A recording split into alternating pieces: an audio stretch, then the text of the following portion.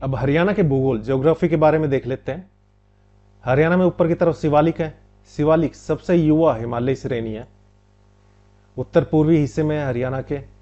और हरियाणा में सबसे ऊंची चोटी शिवालिक की करहो है, 1467 मीटर की। अगर भारत में शिवालिक की सबसे ऊंची चोटी की बात करें तो ये चंगाबंग है, 6864 की, उत्तराखंड में है ये। और हरियाणा में दक्षिण की तरफ अरावली है। हरियाणा में अरावली की सबसे ऊंची चोटी ढोसी की पहाड़ी है, 652 मीटर, जो नारनौल में है। यहीं पर महर्षि च्यवन का आश्रम भी स्थित है। जो आपने च्यवनप्राश देखा होगा ना, वो इन्हीं के नाम पर है, महर्षि च्यवन। और अरावली की सबसे ऊंची चोटी, ये तो हरियाणा में है, ढोसी की पहाड़ी अरावली की। पर अरावली की ओवरऑल पूरे भारत में सबसे ऊंची चोटी गुरु शिखर है, 1722 मीटर की। ये जिला सिरोही में है, जो राजस्थान में है। तोसाम की पहाड़ी भिवानी में है और इंदौरी पहाड़ी मेवात में। सभी को राम राम। हरियाणा जीके फटाफट रिवीजन में आपका स्वागत है। इस सीरीज में हम कंप्लीट हरियाणा जीके को फटाफट कवर करेंगे। ये आपके सीईटी, एचटेट और एचसीएस यानी हरियाणा का जो भी एग्जाम है उससे रिलेटेड हरियाणा जीके को रिवाइज करने में काफ़ी हेल्प करेगी। हरियाणा जीके फटाफट रिवीजन की पीडीएफ सिर्फ 35 पेज की है और हरियाणा के सभी पॉइंट्स कवर हैं इसमें। ये पीडीएफ आप कैसे ले सकते हो, इसके बारे में लेक्चर के एंड में डिस्कस करेंगे। अभी लेक्चर कंटिन्यू करते हैं। अनकाई दलदल सिरसा में, हरियाणा में समुद्र तल से सबसे कम ऊंचाई वाली जगह, सिर्फ 200 मीटर ऊंची है समुद्र तल से। सिरसा में अनकाई दलदल। भौगोलिक क्षेत्र के आधार पर, याद रखना यहां पे बात हो रही है भौगोलिक क्षेत्र के आधार पर, हरियाणा को 3 भागों में बांटा है। एक है कुरुक्षेत्र, जिसमें आता है करनाल और जींद। दूसरा है हरियाणा, या फिर इसको जाटियात भी बोलते हैं, क्योंकि यहां पर जाट की अधिकता है, इस कारण इसको जाटियात बोला जाता है। इसके अलावा हरियाणा भी। इसमें आते हैं हिसार, हांसी, फतेहाबाद, भिवानी, रोहतक, इनके कुछ पार्ट। देखो ऐसा नहीं है कि डिस्ट्रिक्ट वाइज कर रखा है, पर इन सभी के कुछ कुछ पार्ट इसमें आते हैं हरियाणा में, जाटियात में। और तीसरा है भट्टियाना। यहां पहले भाटी राजपूतों का आधिपत्य रहा था, इसलिए इस एरिया को भाटियाना कहते हैं। ये एरिया था फतेहाबाद और भाटू का। भाटू फतेहाबाद में ही है। अगर आ जाए भौगोलिक दृष्टि के आधार पर कितने प्राकृतिक स्थलों में बांटा है, स्थलाकृति में बांटा है, तो 5 प्राकृतिक स्थलाकृति में बांटा है भौगोलिक दृष्टि के आधार पर। अब ये याद करने की जरूरत नहीं है 5 कौन से हैं, वही हैं अपना शिवालिक के, मतलब पहाड़, थोड़ा सा अपना रेगिस्तान टाइप का भी है, बाढ़ वाला एरिया भी है, मैदानी भी है, इस टाइप से ही है 5। याद करने की जरूरत नहीं है, बस सिंपल याद रखो 5 प्राकृतिक स्थलाकृति में भौगोलिक दृष्टि के आधार पर। और डॉक्टर जसबीर ने हरियाणा को कितने प्राकृतिक स्थलाकृति में बांटा है, यहां पर बात हो रही है डॉक्टर जसबीर की। इन्होंने 8 भागों में बांटा है और मृदा को डॉक्टर जसबीर ने 6 भागों में बांटा है। ये कई बार काफी कंफ्यूजिंग रह जाता है, क्योंकि हम डॉक्टर जसबीर याद कर लेते हैं, ये याद नहीं करते कि मृदा को बांटा था या प्राकृतिक स्थलाकृति के भागों को बांटा था हरियाणा की। कृषि के आधार पर हरियाणा के 3 भाग हैं और कृषि जलवायु के आधार पर, यहां पर जलवायु की बात हो रही है, कृषि जलवायु के आधार पर हरियाणा के 2 भाग हैं। और डॉक्टर व्लादिमीर कोपेन ने हरियाणा की जलवायु को 2 भागों में बांटा था। एक तो है आर्द्र उपोष्ण जलवायु और उपोष्ण स्टेपी जलवायु।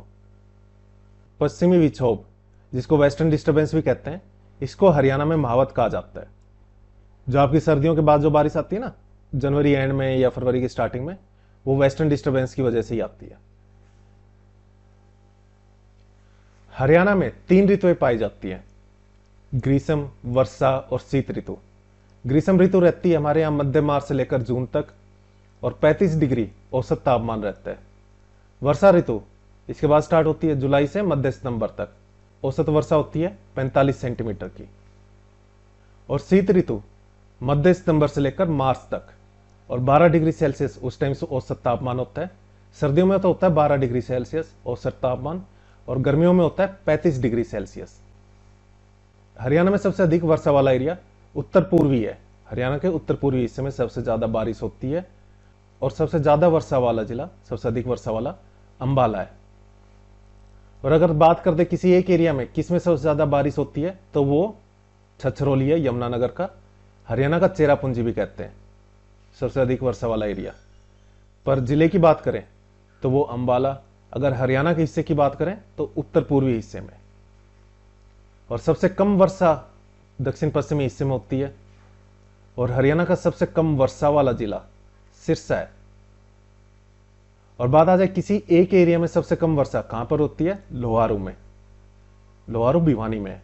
जिले के मामले में सिरसा। और हरियाणा का सबसे गर्म जिला हिसार है। सबसे गर्म महीना मई। आप आइडिया से भी याद कर सकते हो, मई सबसे गर्म ही रहता है। मृदा अपरदन एक सीरियस इश्यू है हरियाणा में। इसे रेंगती मृत्यु भी कहते हैं और निर्दयी शत्रु भी कहा जाता है, क्योंकि कृषि को काफी नुकसान होता है इससे। और मृदा अपरदन किससे होती है, पानी से भी होती है, हवा से भी होती है। मृदा का उस जगह से चले जाना, हट जाना, उसी को मृदा अपरदन कहते हैं। और central soil research institute Karnal में है। अब हरियाणा में जो प्रमुख नदियां हैं उनके बारे में देख लेते हैं, नदियों के बारे में। यहां पर नदियों के नाम है, ये उद्गम स्थल और उनके बारे में बाकी और जानकारी जो आपके एग्जाम से रिलेटेड है वो है। यमुना नदी, इसका उद्गम स्थल यमुनोत्री है, जो उत्तराखंड में है। देखो उत्तराखंड से एक ही नदी आती है यमुना। उद्गम स्थल क्या है इसका, यमुनोत्री। और हरियाणा में ये कालेसर जो यमुनानगर में है उसके पास ताजे वाला स्थान है, वहां से हरियाणा में प्रवेश करती है। और यह हरियाणा की सबसे बड़ी नदी है और इकलौती नदी है जो 12 है, यानी 12 महीने बहती है। इस पर जो महत्वपूर्ण बांध है वो है ताजेवाला बैराज, हथनी कुंड में है ये, साथ ही ओखला बैराज भी है। इसके बाद हरियाणा की पवित्र नदी है सरस्वती। अभी तो लुप्त है, पर इसको बनाने के लिए हरियाणा सरकार काफी सीरियसली काम कर रही है। इसका उद्गम स्थल हिमाचल प्रदेश में सिरमौर को माना जाता है।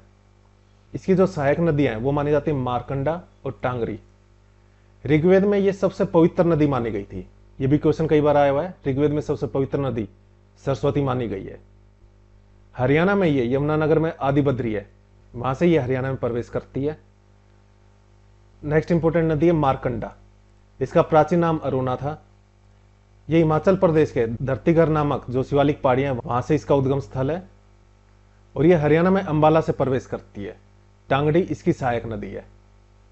ये तो हम मानते हैं, ठीक है। इसके अलावा मारकंडा और टांगड़ी कहां पर मिलती है, घग्गर में। आगे पढ़ लेंगे हम। टांगड़ी नदी मोरनी की पहाड़ी से निकलती है पंचकुला में। और घग्गर नदी हिमाचल प्रदेश के डाकसाई से निकलती है।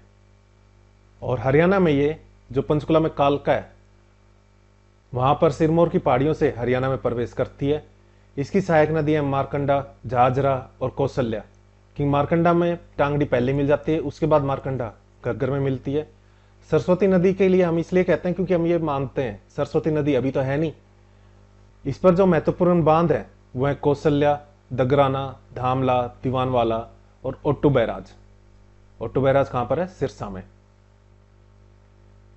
चेतांग नदी ये शिवालिक की पहाड़ियों से निकलती है। साहिबी नदी ये राजस्थान की बहरोड पहाड़ी से निकलती है और हरियाणा में रेवाड़ी से प्रवेश करती है। और लास्ट में ये नजफगढ़ झील में मिल जाती है। इसकी सहायक नदी है इंदौरी। नजफगढ़ झील कहां पर है, दिल्ली में। और यहां से सारा पानी यमुना में मिल जाता है। फिलहाल तो साहिबी नदी एक नाले जैसी है। कृष्णावती ये नीम का थाना से निकलती है जो जयपुर में, राजस्थान के। दोहान ये भी नीम का थाना से। ये दोनों नदी नीम का थाना जो जयपुर में, राजस्थान के। इंदौरी नदी साहिबी की सहायक नदी है। प्राचीन नाम इसका अंशुमती था। ये मेवात में जो इंदौरी पहाड़ी है, देखो इंदौरी से आपको पता होना चाहिए, इंदौरी पहाड़ी से ही निकलेगी। इंदौरी पहाड़ी कहां पर है, मेवात में। सतलुज पर भाखड़ा नांगल बांध है, यहीं से भाखड़ा नहर निकलती है। और हरियाणा में टोहाना जो फतेहाबाद में, वहां से हरियाणा में प्रवेश करती है। नांगल भाखड़ा बांध के वास्तुकार चौधरी छोटू राम है। इनका जन्म कहां पर हुआ था, सांपला में जो रोहतक में है। पश्चिमी यमुना नहर, अब देखो पश्चिमी यमुना नहर है, यमुना से निकलेगी। यमुना जहां से प्रवेश करती है वहीं पर ही हमने नहर बना दी, पश्चिमी यमुना नहर। ये ताजेवाला से निकलती है और हरियाणा की सबसे पुरानी नहर है।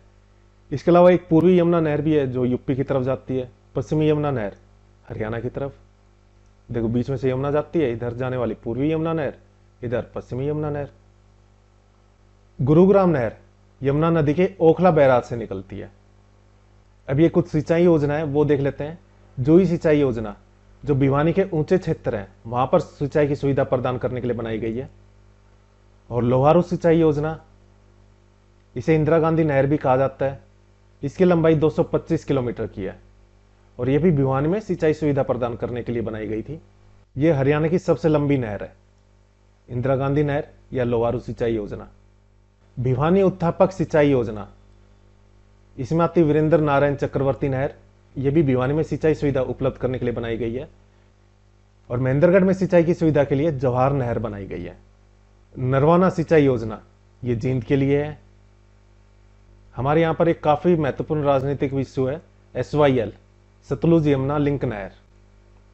सतलुज यमुना लिंक नहर इसकी परियोजना है। इसकी कुल लंबाई होगी 212 किलोमीटर की, जिसमें से हरियाणा में ये 91 किलोमीटर और पंजाब में 121 किलोमीटर की होगी। अभी बनी नहीं है, पर बनेगी तो ये इतने ही, जो नक्शा है या जो भी प्लान है वो यही है। नांगल उत्थापक सिंचाई परियोजना, ये अंबाला में सिंचाई की सुविधा के लिए बनाई गई है। अनंगपुर बांध, ये राजा अनंगपाल ने बनाया था, इसके शासनकाल के दौरान निर्मित हुआ था, फरीदाबाद में है। अब हरियाणा की महत्वपूर्ण झील के बारे में डिस्कस करते हैं। कुरुक्षेत्र में ब्रह्म सरोवर। अल-बरूनी जो महमूद गजनी के साथ आया था 1009 में, उसने बुक लिखी थी किताब उल हिंद। इसमें कुरुक्षेत्र की ब्रह्म सरोवर झील का उल्लेख है। इसके अलावा सन्नीत सरोवर, सन्नीत झील, ये भी कुरुक्षेत्र में है। इसे भगवान विष्णु का स्थायी निवास माना जाता है। और ज्योतिसर सरोवर, यह भी कुरुक्षेत्र में है। यहां पर श्री कृष्ण ने अर्जुन को ज्योतिसर सरोवर के किनारे जो बड़ का पेड़ है बरगद का, उसके नीचे गीता का उपदेश दिया था। और बीबीपुर झील, यह भी कुरुक्षेत्र में है। देखो, बीबीपुर गांव तो है जींद में, पर झील बीबीपुर झील ये कहां पर है? कुरुक्षेत्र में। पंचकुला में टिक्करताल लेक है। हथनी कुंड ये ताजेवाला बांध पर है जो यमुनानगर में है। करनाल में करन झील है। सिरसा में है ओट्टू झील और हिसार में ब्लूबर्ड झील। ब्लूबर्ड काफी इंपॉर्टेंट है। ओट्टू सिरसा में है। देखो, करन झील है करनाल में और गौकरण तालाब है रोहतक में। इसके अलावा रोहतक में तिलियार लेक भी है, तिलियार झील। भिंडावास झील झज्जर में, जहां पर भिंडावास वन्यजीव अभयारण्य है ना, वहीं पर ही है। गुरुग्राम में है सुल्तानपुर, गुरुग्राम के फरूख नगर में। और दमदमा झील सोना में है, साथ ही सोना में गर्म पानी के चश्मे हैं। और नजफगढ़ झील, ये नजफगढ़ मैदानी भाग में है, ये गुरुग्राम दिल्ली में आती है।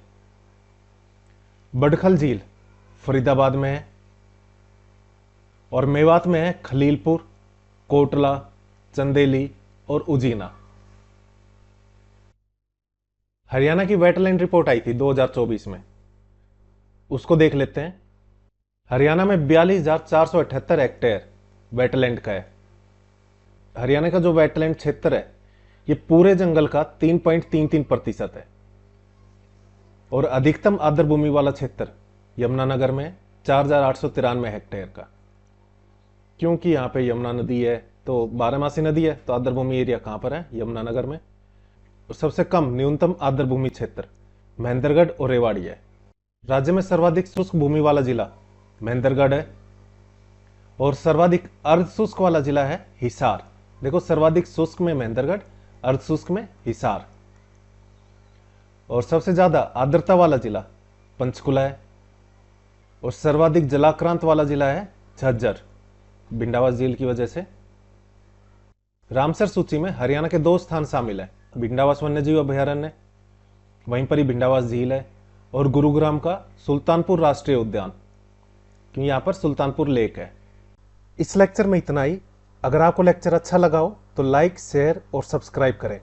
कोई डाउट है तो आप कमेंट बॉक्स में कमेंट करके पूछ सकते हो। हमने हरियाणा के एग्जाम्स के लिए 2 सीरीज स्टार्ट की है, एक हरियाणा हाल फिलहाल करंट अफेयर्स और दूसरी हरियाणा जीके फटाफट रिवीजन। ये आपके हरियाणा के जो भी एग्जाम्स हैं, चाहे वो CET हो, HTET या फिर HCS, इन सभी एग्जाम्स में काफ़ी हेल्प करेगी। इनकी PDF भी अवेलेबल है। हरियाणा हाल फिलहाल करंट अफेयर्स की PDF 39 रुपीज़ की है। इसमें आपको 2024 का कंप्लीट करंट अफेयर्स प्लस 2025 के मंथली करंट अफेयर मिलेंगे, जब तक आपका CET 2025 का प्री नहीं हो जाता। ये सभी करंट अफेयर आपको टॉपिक वाइज और मैप के साथ अरेंज होंगे, जिससे आपको याद करने में काफ़ी आसानी होगी, साथ ही लंबे टाइम तक याद रहेगा। ऐसे ही हरियाणा जीके फटाफट रिवीजन, जैसा नाम है वैसा काम है, इसकी पीडीएफ सिर्फ 35 पेज की है और हरियाणा जीके के सभी इंपॉर्टेंट पॉइंट्स टॉपिक और मैप के साथ कवर है। आपको हरियाणा जीके का रिवीजन करना है या फिर टाइम कम है और हरियाणा जीके कंप्लीट करनी है, उसके लिए काफ़ी हेल्प करेगी आपकी ये पीडीएफ। इस पीडीएफ का प्राइस 29 रुपीज़ है, 29 रुपये, और अगर आप ये दोनों लेते हो तो प्राइस होगा 49 रुपये। इसके लिए आपको करना क्या है, ये जो नंबर है 9958049906, इस पर भीम, गूगल पे, फ़ोनपे या पेटीएम के थ्रू यूपीआई कर देना है और उसका स्क्रीनशॉट व्हाट्सएप करके इसी नंबर पर सेंड कर देना है। इसके बाद हम उस पर पीडीएफ सेंड कर देंगे और कोई डाउट है तो आप इसी नंबर पर 9958049906 इस पर व्हाट्सएप करके पूछ सकते हो। इस लेक्चर में इतना ही। Thank you. जय हिंद, जय भारत।